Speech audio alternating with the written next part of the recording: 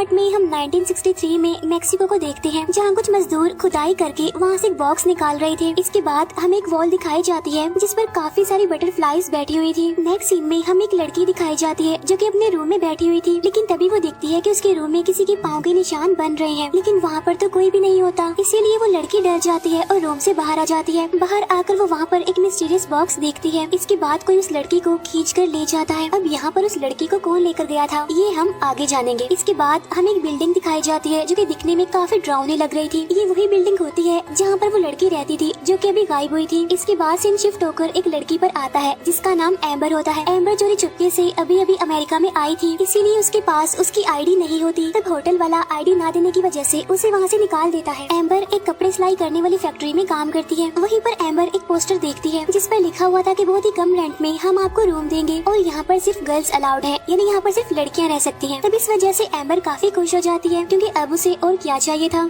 उसी फैक्ट्री में एम्बर की फ्रेंडशिप एक लड़की से हो जाती है। नेक्स्ट डे एम्बर उस पोस्टर वाले एड्रेस पर पहुंच जाती है जहां उसे बिल्डिंग का ऑनर मिलता है जिसका नाम रेड होता है, और ये वही बिल्डिंग होती है जहां स्टार्टिंग वाली लड़की गायब हुई थी। तब एम्बर उसे पूछती है कि और कौन कौन यहाँ पर रहता है, तो वो कहता है कि यहाँ पर सिर्फ एक और लड़की रहती है तुम्हारे अलावा, और वो तुम्हारे रूम के सामने रहती है। और यहाँ पर वो एम्बर से 1 मंथ का रेंट ले लेता है एज अ डिपॉजिट, और वो एम्बर को कहता है कि रात को जल्दी आ जाना, और यहाँ पर ड्रिंक करना स्मोकिंग करना कुछ भी अलाउड नहीं है। तब एम्बर इन सारी बातों को मान लेती है। इसके बाद एम्बर उस रूम में शिफ्ट हो जाती है। रात के टाइम एम्बर जब सोने के लिए जा रही होती है तो वो देखती है कि उसके रूम के फ्लोर पर एक छोटी सी विंडो बनी हुई है जिसका रास्ता बेसमेंट की तरफ जा रहा था, और यहाँ से रात के टाइम औरतों के चिल्लाने की और रोने की आवाजें आती हैं। तब एम्बर को ये चीज काफी अजीब लगती है और रात को सोते टाइम वो इस बात को काफी सोचती भी है। इसके बाद एम्बर सो जाती है। यहाँ पर हम ये जान पाते हैं कि एम्बर की मदर की तबीयत काफी खराब है, इसीलिए एम्बर चोरी छुपकर यहाँ अमेरिका में आई है काम करने के लिए ताकि वो पैसे कमा कर अपनी मदर का ट्रीटमेंट करवा सके। एम्बर की मदर हमेशा उसके ड्रीम में आती रहती है और उससे बातें भी करती है। नेक्स्ट डे एम्बर उस लड़की से मिलती है जो इस बिल्डिंग में उसके साथ रहती है,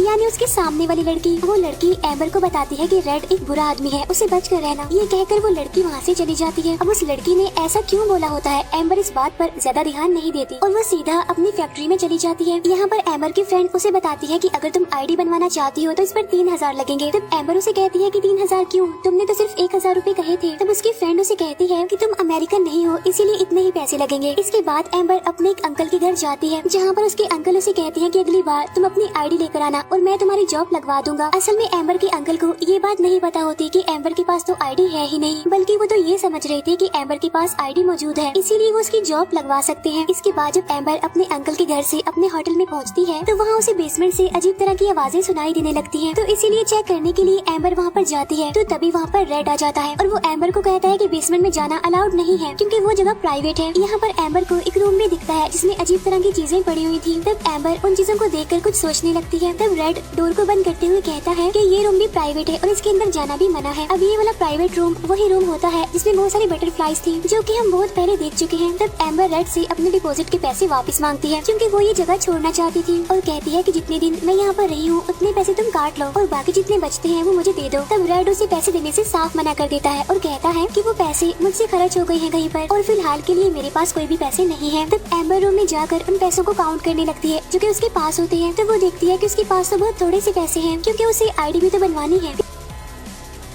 फिर एम्बर वहाँ सामने वाली लड़की के रूम में जाती है, यानी वही लड़की जिसने कहा था कि रेड एक बुरा आदमी है। और जब एम्बर वहाँ पर जाती है तो देखती है कि वहाँ पर तो एक औरत का भूत खड़ा हुआ है जिसकी आईज चमक रही हैं और उसने अजीब से कपड़े भी पहने हुए हैं। तब उसे देखकर एम्बर डर जाती है और वहाँ से चली जाती है। फिर रात को सोते टाइम एम्बर अपनी मदर का ड्रीम देखती है और इस बार वो ड्रीम में एक मिस्टीरियस बॉक्स भी देखती है। ये वही वाला बॉक्स होता है जिसे हमने मूवी के स्टार्ट में भी देखा था और उस बॉक्स में से एक हाथ भी बाहर आता है। नेक्स्ट डे एम्बर अपने बॉस से एडवांस मांगती है। तब उसका बॉस उसे ये कहकर मना कर देता है कि तुम काम बहुत ही स्लो करती हो और वो उसे सिलाई के काम से हटाकर पैकिंग के काम में लगा देता है। इसके बाद एम्बर और उसकी फ्रेंड एक कैफे में बैठे होते हैं जहाँ एम्बर अपने सारे पैसे अपने फ्रेंड को देते हुए कहती है कि प्लीज जल्दी से मेरी आईडी बनवा दो। होटल पहुँचते पहुँचते एम्बर को काफी देर हो गई थी, लेकिन जब वो होटल में जाती है तो उसे काफी अजीब फील होता है। वो देखती है कि वहाँ पर एक आदमी है जो अपना सर दीवार पर मार रहा है। तब एम्बर उसे इग्नोर करते हुए अपने रूम में चली जाती है। फिर एम्बर वहाँ पर आई हुई 2 नई लड़कियों से मिलती है जो दिखने में तो काफी अजीब लग रही थी, लेकिन फिर भी वो अच्छी लड़कियाँ थी। तब वो तीनों यहाँ पर मिलकर बैठकर बातें करने लगती है और स्मोकिंग करने लगती है। लेकिन तभी वहाँ पर रेड आ जाता है और वो उन लड़कियों को वहाँ से भगा देता है। यहाँ पर एम्बर रेड से पूछती है कि तुमने तो मुझे कहा था कि यहाँ पर कोई भी बॉय अलाउड नहीं है, तो फिर वो आदमी कौन है जो नीचे अपना सर दीवार में मार रहा है। तब रेड कहता है कि वो मेरा भाई है जो थोड़ा पागल सा है। उसी रात एम्बर चुपके से उस प्राइवेट रूम में चली जाती है जहाँ उसे अजीब तरह की चीजें देखने को मिलती हैं, जिन्हें देखकर वो काफी हैरान हो जाती है, जैसे कि किसी को टॉर्चर करने के, किसी को मारने के तरीके, भूतों और ब्लैक मैजिक से रिलेटेड चीजें, और वो चीजें जो पुराने जमाने में खुदाई करते टाइम मिलती थी। नेक्स्ट डे एम्बर अपनी फ्रेंड को कॉल करती है, लेकिन एम्बर की फ्रेंड उसकी कॉल पिक नहीं कर रही थी। फिर एम्बर फैक्ट्री जाकर अपने बॉस से अपनी फ्रेंड के बारे में पूछती है। तब उसका बॉस उसे कहता है कि वो तो जॉब छोड़कर चली गई है। तब यहाँ पर एम्बर समझ चुकी थी कि उसकी फ्रेंड ने उसे धोखा दिया है, वो उसके सारे पैसे लेकर भाग गई है। इसके बाद जब एम्बर वापस से अपने होटल आती है तो उसे फिर से औरतों के रोने और चिल्लाने की आवाजें सुनाई देती हैं। तब एम्बर को कुछ भी समझ नहीं आता कि आखिर यहाँ पर चल क्या रहा है। इसके बाद एम्बर रेड से पूछने जाती है कि वो लड़की कहाँ गई जो सामने वाले रूम में रहती थी। तब रेड कहता है कि वो तो कब से चली गई। इसके बाद एम्बर अपने रूम में चली जाती है और यहाँ पर उसे काफी अजीब लग रहा था। इसके बाद एम्बर वहाँ पर एक काफी अजीब चीज देखती है। वो वहाँ पर एक लड़की और एक औरत को देखती है जो कि दोनों ही असल में सोल्स होती है, और वो जो लड़की होती है वो एम्बर से हेल्प मांग रही होती है, प्लीज हेल्प मी। तब एम्बर सोचती है कि मैं क्या करूँ इस लड़की की हेल्प करने के लिए, लेकिन तभी कोई अचानक से उस लड़की को खींच कर ले जाता है। तब ये देखकर एम्बर समझ जाती है कि यहाँ पर सोल्स रहती है और उसे बिल्कुल ठीक लगता है क्योंकि ये जगह हॉन्टेड थी। इन बातों की वजह से एम्बर काफी डर जाती है, इसीलिए वो अपना सामान पैक करके रेड से अपने डिपॉजिट के पैसे लेने जाती है। तब वहाँ पर रेड तो उसे नहीं मिलता, लेकिन उसका वही पागल भाई मिल जाता है। तो वो एम्बर को कहता है कि यहाँ पर रेड नहीं है। इसके बाद एम्बर अपना सारा सामान लेकर दूसरे होटल में जाती है, लेकिन अब क्योंकि उसके पास कोई भी पैसे नहीं होते इसीलिए उसे रूम भी नहीं मिलता। इसके बाद एम्बर रेड को कॉल करती है और उसे कहती है प्लीज मुझे मेरे पैसे दे दो, मुझे पैसों की बहुत जरूरत है। एम्बर एक कैफे में होती है और तभी वहाँ पर रेड भी आ जाता है और वो एम्बर को थोड़े से पैसे दे देता है और कहता है कि बाकी पैसे मैं तुम्हें होटल जाकर दूंगा क्योंकि बाकी पैसे वहाँ पर पड़े हुए हैं। इसके बाद वो एम्बर को लेकर वापस से उसी हॉन्टेड होटल में आ जाता है और कहता है कि तुम्हारे बाकी के पैसे रूम में है, जाकर ले लो। लेकिन जब एम्बर रूम में जाती है और पैसे ढूंढती है तो उसे वहाँ पर कुछ भी नहीं मिलता और तभी पीछे से वहाँ पर रेड आ जाता है और वो जबरदस्ती एम्बर को वाइन पिलाने की कोशिश करता है। तब एम्बर उसे ऐसा करने से मना कर देती है और इतनी ही देर में वहाँ पर रेड का भाई भी आ जाता है और वो जबरदस्ती एम्बर को वाइन पिला देता है, साथ साथ वो उसे मारता भी है। अब यहाँ पर कुछ भी समझ नहीं आती कि आखिर वो दोनों भाई उसके साथ ऐसा क्यों कर रहे हैं। एम्बर इस सारी सिचुएशन की वजह से काफी डर जाती है और उसे कुछ भी समझ नहीं आता। अब यहाँ पर वो जो दो नई लड़कियाँ आई थी वो भी डरने लगती है, इसीलिए वो भी एम्बर के रूम में सो जाती है। जब ये तीनों सो रही होती है और यहाँ पर एम्बर को काफी अजीब तरह के नाइटमेयर्स आने लगते हैं। इसके बाद वो तीनों लड़कियाँ ही जाग जाती हैं। वो लड़कियाँ एम्बर को बताती हैं कि हमें हमारे ड्रीम्स में मिस्टीरियस सा बॉक्स नजर आता है। तब यहाँ पर एम्बर कहती है कि हाँ मेरे ड्रीम में भी वो बॉक्स आता है। तब वो लड़कियाँ कहती हैं कि हमारे ड्रीम में हमारा भाई भी आता है जिसकी हालत काफी खराब होती है। यहाँ पर एम्बर कहती है कि मेरे ड्रीम्स में मेरी मदर आती है जो कि काफी बीमार है।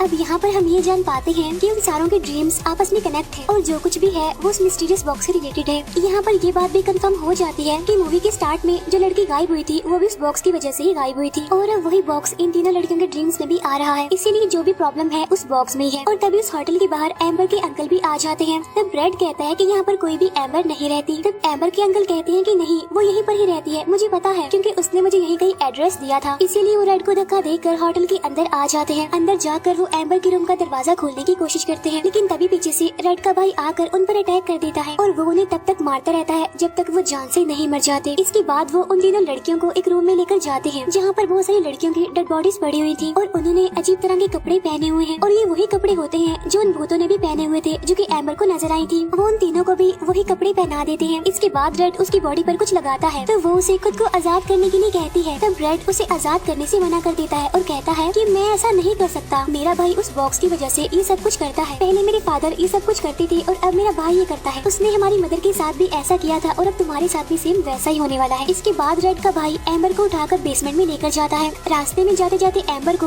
बहुत सारी सॉल्स दिखती हैं और उन्होंने भी सेम वैसे ही कपड़े पहने हुए थे, साथ साथ उनकी आंखें भी चमक रही थी। अब यहाँ पर हम ये जान पाते हैं कि जो लड़कियाँ यहाँ पर भूत बनी हुई हैं, एम्बर ने भी उनके जैसे कपड़े पहन रखे हैं। इसका मतलब ये है कि एम्बर भी उनमें से एक बनने वाली है। इसके बाद रेड का भाई एम्बर को एक बेसमेंट में लेकर जाता है। वो एक काफी बड़ी जगह थी और वहाँ पर बहुत सारी कैंडल्स भी लगी हुई थी, साथ साथ वहाँ पर बहुत सारी डेड बॉडीज भी पड़ी हुई थी, लेकिन उन डेड बॉडीज के सर नहीं थे बल्कि वो गायब थे। इसके बाद वो एम्बर को वही एक जगह पर लिटा देता है और सामने वही मिस्टीरियस सा बॉक्स होता है, यानी वही बॉक्स जो सबके ड्रीम्स में आ रहा था। इसके बाद रेड का भाई वहाँ से चला जाता है, लेकिन तभी वहाँ पर एम्बर के अंकल आकर उसे खोल देते हैं और उसे वहाँ से ले जाने लगते हैं। इसके बाद ये दोनों एक अंधेरे वाले रूम में पहुँच जाते हैं।